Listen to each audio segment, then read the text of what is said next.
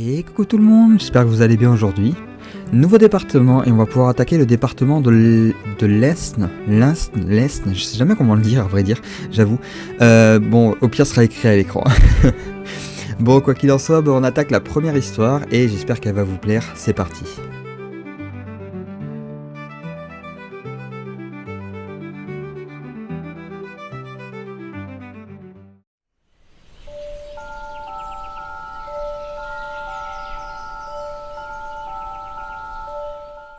Nous commencerons notre nouveau voyage avec l'histoire d'un homme simple, qui craignait plus que tout la notoriété et souhaitait vivre une vie aussi austère que possible. Malheureusement, quand le destin s'en mêle, il nous est souvent impossible de faire ce que nous souhaitons. Je veux bien sûr parler d'Arnoult, un homme qui fut le fils du seigneur de Pamel en Brabant, et qui s'était retiré de la noblesse pour revêtir l'habit des moines de Saint-Benoît, poussant alors l'austérité à son paroxysme. Car il ne désirait aucune richesse, et pouvait même passer ses jours sous une pluie battante, se nourrissant uniquement de pain d'orge et ne buvant que l'eau d'un ciel qui daignait l'en abreuver. De surcroît, sans se plaindre, ni même dire un seul mot. Et il vécut ainsi, non loin de Soissons. Cependant, même dans ce train de vie, on le remarqua, et il passa pour saint aux yeux de tous. Tant et si bien que les moines de Saint-Médard envisagèrent même de le prendre comme abbé, ce qui n'arrangea pas franchement la vie d'Arnoult. Ce dernier y vit là une forme de notoriété et de dignité qu'il cherchait justement à fuir, au sens large comme au figuré, car il disparut quand bien même on avait tout fait pour l'en empêcher. L'homme chercha alors le lieu le plus reculé qui soit. Mais on le chercha, et plus on s'approchait de lui, plus il cherchait à fuir encore plus loin, jusqu'à s'enfoncer dans la forêt où il croisa un loup de fort belle taille. Arnoult y vit là une occasion de suivre la bête dans l'espoir qu'elle l'emmène au lieu le plus reculé et isolé de la forêt. Et le loup le guida, aux tours et détours des bois, jusqu'à le ramener doucement à Soissons, la ville même que le saint homme cherchait à fuir. Car lorsqu'il réalisa sa proximité avec la cité, il était bien trop tard, et on donna le signal. Arnoult n'eut d'autre choix que de se soumettre, tant à l'insistance un peu forcée des habitants qu'à la volonté divine qui l'avait amené là. Alors il devient l'abbé de Saint-Médard, et contre toute attente, amena l'ordre et la prospérité dans les lieux.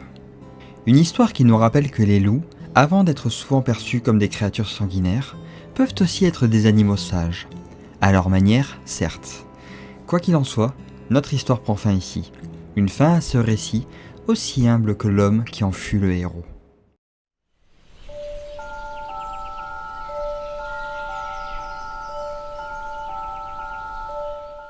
Nous avons déjà pu voir bien des roches dans nos histoires, entre les fameuses roches aux fées, ou alors les pierres qui se déplacent toutes seules. Il y a visiblement bien des étrangetés autour de nos petits cailloux de toute taille, ici et là. Mais cette pierre-là est un peu plus particulière.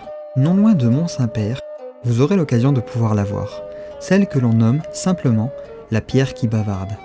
Un nom bien étrange pour une pierre aussi silencieuse, vous en conviendrez.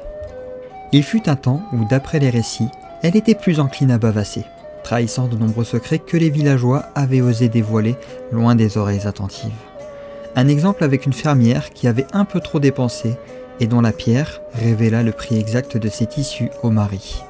C'est ainsi que la pierre fut nommée peu à peu, la pierre qui bavarde, et elle le fit longtemps selon la légende, entendant tout, voyant tout et surtout répétant tout, sans que l'on ne puisse rien y faire. Pourtant, il y a en réalité toute une histoire sur le comment d'un tel miracle. Une histoire bien plus sombre.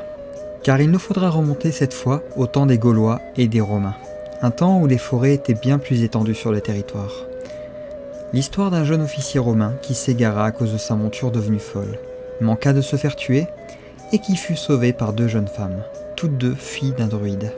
Bien loin des relations houleuses que l'on aurait pu s'attendre, l'entente fut au contraire courtoise. Et le Romain fut reconnaissant, tant et si bien que son amour naquit pour l'une des deux filles. Et comme vous devez vous y attendre, la jalousie n'était pas bien loin. Car la seconde sœur couvait également un amour pour le Romain. Et plus l'union semblait se concrétiser, plus sa rage se développait en secret. Jusqu'à ce qu'elle tue sa propre sœur, dont le corps fut retrouvé sur une certaine pierre de notre connaissance. Et pour ne pas arranger la situation, on soupçonna le Romain de ce meurtre. Et il fut condamné à être brûlé. Sauf qu'un miracle se produisit, et la pierre prit la parole pour l'innocenter, accusant la véritable coupable de cette affaire. La légende nous dit qu'elle ne s'arrêta pas là, et cela explique bien sa propension à dévoiler les secrets, les fautes que l'on souhaiterait cacher. Car même si la pierre s'est tue, un secret, lui, ne reste jamais silencieux bien longtemps.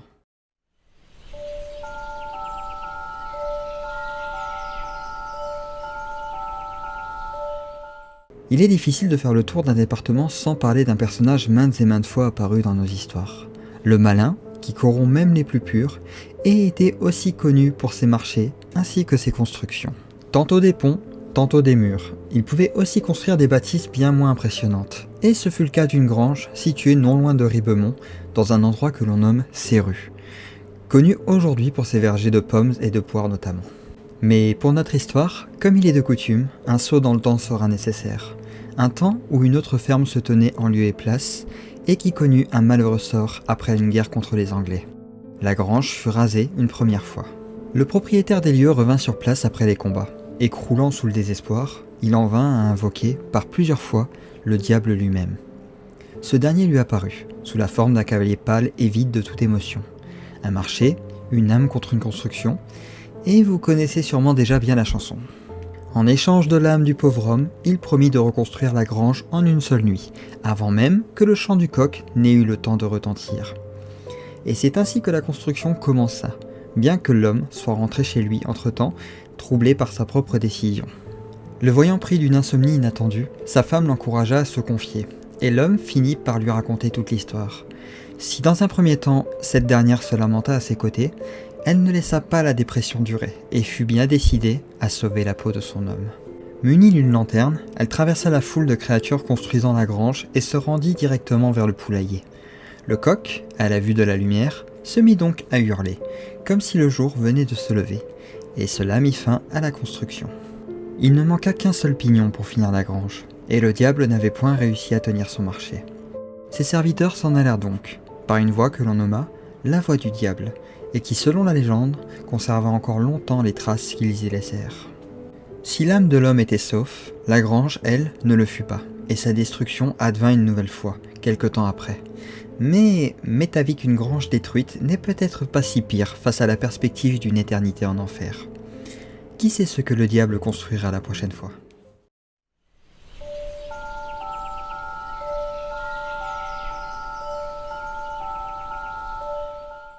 Quittons donc les enfers pour nous tourner vers des personnes un peu plus vertueuses, les saints, qui font bien souvent partie de ces gens pieux qui n'ont pas besoin de faire des marchés pour tenter de réaliser les désirs de leur entourage. D'ailleurs, ceux qui riment le plus souvent avec les saints, ce sont les miracles, et par extension, nous pourrons aussi y retrouver les fontaines miraculeuses, souvent connues pour guérir bien des afflictions. De plus, nous ne parlerons pas d'un saint, mais bel et bien d'une sainte dans notre histoire. Salaberge de son nom. Elle était originaire d'Alsace et avait déjà connu un premier miracle dans son enfance, quand, aveugle, elle fut soignée par un abbé qui lui administra l'onction d'une huile bénie. Elle retrouva la vue et put grandir normalement. Sauf qu'arrivée à l'âge adulte, contexte d'époque, elle fut promise en mariage à un puissant seigneur, se détournant de la religion pour respecter la demande de son père. Elle donnera naissance à 5 enfants, tous pieux également, puis se tournera vers la religion au moment de la quarantaine avec la bénédiction de son époux. Ce qui, en soi, prend un peu à contre-pied les histoires tristes que nous avons eues sur le sujet. Oh, et je me souviens avoir parlé d'une biche. On y arrive. La noble dame était en visite à Lamoncel, près de Laon, où une chapelle avait été construite avec une petite fontaine. Un orage survint, et Salaberge s'abrita contre la chapelle pour échapper au mauvais temps. Ce fut à cet instant qu'une biche la rejoint, terrifiée, et qui resta couchée à ses pieds pendant tout l'orage. À la suite de cet épisode, elle ne quittera plus jamais la sainte. Plus tard, Salaberge fit accrocher une clochette autour du cou de l'animal, et l'on prétend que quiconque buvait de l'eau de la fontaine, contenue dans la petite cloche, était guéri du paludisme. Une maladie fort répandue à cause des nombreux marécages, favorisant ainsi la prolifération de moustiques. Quoi qu'il en soit, c'est ainsi que la biche de Sainte-Salaberge se fit connaître. Quant à la dame, elle fonda l'abbaye Saint-Jean de Laon et mourut dans la même ville vers l'âge de 56 ans. Autant dire, une belle vie pour l'époque. On ne sait pas ce qu'il advint de la biche, mais concernant la chapelle, elle fut reconstruite, et la fameuse fontaine reconduite à l'intérieur avant d'être définitivement perdue.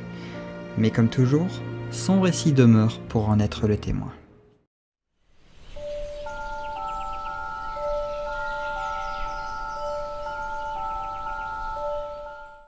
Une dernière histoire, mais non des moindres parce que cette fois, il peut potentiellement s'agir d'une histoire vraie. Vous allez vite pouvoir vous en rendre compte par vous-même, car nous allons parler de la fameuse cloche de Clastres. La rumeur prétend qu'on ne l'entend plus sonner durant la grande messe de Pâques. Pourtant, on peut bien l'entendre sonner durant les autres grandes fêtes religieuses, alors difficile de ne pas trouver cela étrange, qu'un jour aussi important que Pâques laisse la cloche de marbre. Mais bien évidemment, il y a une bonne raison à cela. Une histoire tragique même, car la cloche se sera rendue malgré elle complice d'un larcin qui coûtera la vie d'un domestique dans le château du village et bon nombre de richesses. Et peut-être qu'il serait mieux que je commence cette histoire par le début. La tradition locale raconte que des voleurs ont tenté de s'introduire dans le château durant justement un jour de Pâques, profitant alors de l'absence de presque tous les occupants, bien évidemment tous rendus à la grande messe. La cloche n'était bien évidemment pas coupable du meurtre, car les voleurs n'avaient pas manqué de s'occuper d'un des rares domestiques présents pour pouvoir être plus tranquilles dans leurs méfaits. À la suite de quoi, ils pillèrent les objets de valeur. Et ils auraient pu s'arrêter là, car l'un des truands voulut mettre fin au pillage de peur de manquer de temps avant la fin de la messe. Mais malheureusement, ce fut à ce moment, au moment où il se hâtait à quitter la demeure, que la cloche sonna. Alors vous vous direz, qu'est-ce que ça peut bien faire ? Eh bien, cela envoya une info capitale. La messe n'était pas finie, et les voleurs comprirent instantanément qu'ils avaient encore bien assez de temps pour achever leur projet. À la suite de quoi, les truands eurent largement le temps de s'éloigner pour ne jamais être inquiétés, laissant le seigneur du château avec des richesses pillées et endeuillé d'un serviteur. Sans la cloche, peut-être aurait-il retrouvé les bandits qui n'auraient pas été aussi sereins et donc sujets à commettre des erreurs. Quoi qu'il en soit, depuis, la cloche ne sonne plus durant la messe de Pâques pour cette raison. En tout cas, de ce que nous raconte cette histoire. Et je serais bien curieux de savoir si c'est vrai dans la réalité, même si je ne doute pas que cela soit pleinement possible. Et voilà qui met fin à nos légendes sur l'Aisne. J'espère que ces histoires vous auront plu et que vous avez passé un bon moment. Je vais vous retrouver plus tard dans la semaine pour quelques découvertes, et enfin, la vidéo pour fêter les 200 abonnés, parce que j'ai encore pas mal travaillé dessus. Elle a pas mal de retard et je m'en excuse, mais je suis encore dessus et elle arrive. Quoi qu'il en soit, voilà, ça va être une des grosses vidéos prévues, et une autre vidéo sera prévue un peu plus tard sur le Gévaudan. D'ici là, je vous souhaite une bonne fin de journée, portez-vous bien, et je vous retrouve à très vite dans la prochaine vidéo.